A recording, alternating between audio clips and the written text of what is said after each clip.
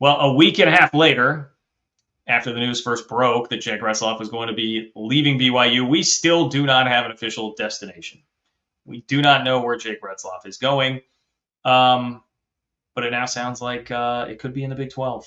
Jake Retzlaff may stay in the Big 12, people. And this is something I was told down at Media Days. I have a little bit to add to the report that we are going to talk about here. But I wasn't. I was kind of like, well, I don't know that I'm really supposed to mention that, but it's now out there. It seems like people are now aware of this. So let's chat. Let's talk about it, my friends. And by the way, could Jake Retzlaff even be playing in Provo this year? Let me tag that on as a little tease here. Could Jake Retzlaff, could Retzy actually be playing quarterback in Provo? I do think it's possible. It's at least possible, okay? Be quiet here for a second. All right. We got official reports. If you want something that's like official, we got official reports. Jake Retzlaff withdrawing from BYU. So he announced that. I say official reports. He announced it on Instagram. Okay, Jake Retzlaff announced it on Instagram, the place where all news breaks. You can certainly trust everything that that comes across the internet, right? Especially when it's on Instagram. Let's go see this. In case you don't believe me, here it is. Jake Retzlaff withdrawing from BYU. So that much we know is there. Pretty nice message here from Jake Retzlaff. Nice message. Very thankful for his time at BYU, but he is now turning the page, embracing the next chapter. Okay? So the Jake Retzlaff era at BYU is officially over. If you had any doubt about that and the initial reporting around that, he is gone. But when he initially left, the reporting seemed to be like Jay Drew from the Deseret News. I think it said like it may be as soon as the middle of the next upcoming week. That didn't happen. We didn't get that. So everybody's been kind of sitting here waiting like, all right, what's going on? Big rumor was Notre Dame. Didn't hear anything about that. Tennessee, another team that makes a lot of sense, that was coming after other Big 12 quarterbacks. Have not really heard anything about that since then. Also, how was Jake Retzlaff going to get to one of these schools? That is one of the questions that's been asked, and it's a very good one because the rules changed for grad transfers. So grad transfer can't just leave at any point in time. Plus, it seemed like there was a dispute over whether or not Jake Retzlaff would even be considered a grad transfer because he hasn't actually graduated. There's still like one more class that had to go through. And then there was a lot of conflicting reporting about whether or not BYU could put him on.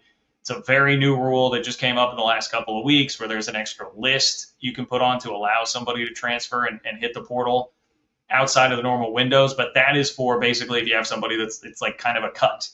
Like you're cutting them from the roster and you're going to let them transfer so that they can, for their career, they can go play somewhere else. And BYU can't really do that because they would not have actually cut him had he stayed and taken the 7-game suspension. Like he still would have been on the roster. So how's he going to get somewhere new? Well, the reporting now says he will just exit the school, leave BYU, won't be enrolled there anymore, and he can just go walk on somewhere. So not a scholarship player, but he can walk on, which obviously is less of an impediment today than it would have been 5-10 years ago because NIL can take care of some of that. If someone's motivated to get you on their roster, you just leave, bypass the portal, go walk on somewhere, kick in, I don't know, whatever the cost of the education would be, an extra 70, 80K, something like that, and boom, there's your scholarship, more or less. So it's a portal workaround, and that seems to be what's happening here with Jake Retzlaff, but we still don't know where. And after thinking like, okay, wow, like this seems like it may be Notre Dame, seems like it may be happening very fast. This could be over very quickly. It is dragged on, and now this list that we got from Ben Criddle, who again does an outstanding job covering BYU, definitely a connected dude. He does a great radio show. Here you go. Here are all the schools that Ben Criddle is listing for Jake Retzlaff as a possibility.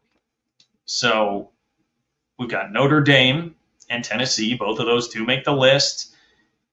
I will file like Georgia, Alabama, Nebraska. I mean, obviously, like Nebraska has Dylan Raiola, Alabama and Georgia, I think, seem pretty set at quarterback, right? Even though it is a little bit different from where they were at last year. Maybe that's just as a backup. Maybe they just would feel better about having some sort of veteran presence in there. But then you start looking here, okay, like UNLV, Stanford, Maryland, but Oklahoma State pops off the page. Boom, Big 12 team, right? Oklahoma State. And Oklahoma State is a team that definitely needs a quarterback. I know Mike Gundy had some glowing remarks about Zane Flores at Big 12 Media Days. Oklahoma State needs a quarterback. I for one, do not trust that. If I were an Oklahoma State fan, I would have a hard time trusting what the quarterback situation is, even if you're a Haas Heine believer. I don't know, man. Last year, watching that quarterback carousel and how that went, I would certainly have some trepidation if I were an Oklahoma State fan, and I'd be open to being like, hey, I mean, Jake Retzlaff did start and win a bunch of games last year in the Big 12, even if, again, I think the ceiling is a bit limited there. So that makes sense, Oklahoma State, right? Well, who's another Big 12 team that is dealing with a quarterback controversy of sorts, just a quarterback battle, retooling the roster, rebuilding the roster? Well, that's West Virginia. Okay, so in addition to this list, and I someone did tell me Oklahoma State, but I also was hearing West Virginia from people at Big 12 Media Days as a school that could be interested in a potential Jake Retzlaff landing spot. Now, maybe that information I got is just old. I would certainly trust Ben over me. He is much more well connected, obviously, to BYU's program. But I figured I would mention that West Virginia was another one that was told to me. Now, West Virginia's got like a three-way-ish, I guess, quarterback battle. Nico Marchial, who was at one point like the young phenom that was going to be next at West Virginia. I don't think the star is quite as bright anymore these days, but maybe he can turn that around. Then you've got Texas A&M transfer Jalen Henderson. He's a guy that's bounced around a lot. Played at Fresno, I believe, to start his career. He has played and started some games, but sparingly throughout his career. And then you got Max Brown, who started at Florida, Charlotte transfer. That's kind of what West Virginia has going on. So both of those schools feel very unsettled at QB. Like if they could get a more certain type of answer there, it would make a lot of sense. It's incredibly intriguing because it would be within the conference, quite obviously. But if I'm looking at these, I don't know, it does make more sense to me that Oklahoma State would be the better landing spot. Like, I think Oklahoma State makes more sense than West Virginia. I will put it that way. Because, Mike Gundy needs to win now. Oklahoma State has to win now. There are more assurances needed with the Oklahoma State football program right now than I think West Virginia. Not that West Virginia fans are not frustrated with being like a 500 program. They certainly want to elevate. But when you're going through a coaching change and you have as much turnover on the roster as they do, I think fans, whether they really like to or not, will begrudgingly have some grace for whatever is going to happen this year for Rich Rod. So if it's, hey, let Nico play, he's got a couple years left.